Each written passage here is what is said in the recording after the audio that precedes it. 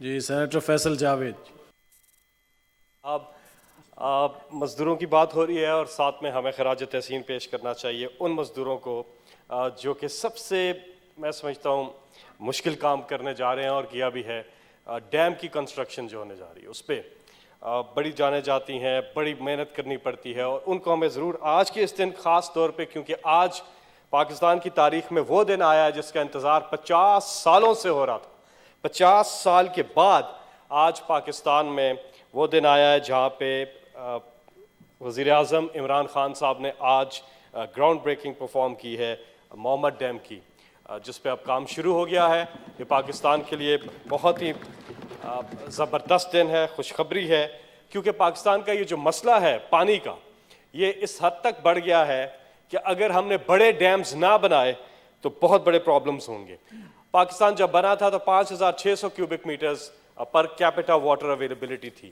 آج وہ کم ہو کے مشکل سے 1000 کیوبک میٹرز پہ چلی گئی ہے. اور ہمارا جو اللہ نے ہمیں سب کچھ دیا ہے, ہم انسانوں نے مینج نہیں کیا. اللہ نے ہمیں پانی بھی دیا ہے, 145 ملین ایکڑ فیٹ پانی اینولی واٹر فلو کا ہے, اور اس کے بیچ میں سے ہم صرف 14 ملین ایکڑ فیٹ بچا سکتے ہیں جو کہ 10% ہے. 90% پانی ہم ضائع کر دیتے ہیں کیونکہ ہمارے پاس بڑے ڈیمز نہیں ہیں, ریزروائرز نہیں ہیں, جگہ نہیں ہے. ہماری آج جو سٹوریج کیپیسٹی ہے 1 مہینے کی ہے, جبکہ کم از کم ریکوائرمنٹ جو ہے وہ 4 مہینے کی ہونی چاہیے.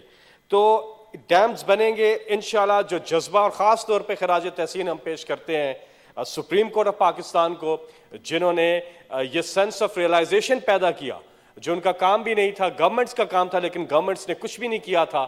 تو سپریم کورٹ نے جو یہ سینس آف ریئلائزیشن پیدا کیا اور سابق چیف جسٹس نے جس طرح سے یہ کیمپین چلائی, تو اب تک اس میں ڈیم فنڈ میں 10 ارب سے زیادہ جو اماؤنٹ اکٹھی ہوگی. اور یہی جذبہ اگر پاکستانیوں کا رہا, جس طرح سے پیسے کا فلو آ رہا ہے, ہم بہت جلد پانی کے فلو کو پاکستان میں مینج کر جائیں گے. اور خاص طور پہ اوورسیز پاکستانیز جنہوں نے اس میں کنٹریبیوٹ کیا ہے, آج ان کے لیے بھی مبارکی کا دن ہے.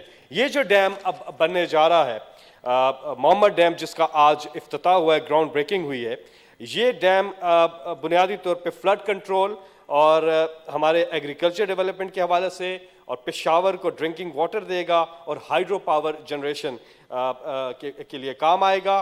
اس سے ہم کوئی 1.2 ملین ایکڑ فیٹ جو پانی ہے اس کو سٹور کر سکیں گے, اور اس کے ساتھ ساتھ جو 300 million gallons of water per day وہ ملے گا پشاور کو ڈرنکنگ واٹر کی صورت میں. اذان ہوگی ہے, تفصیل انشاءاللہ پھر کبھی. Thank you.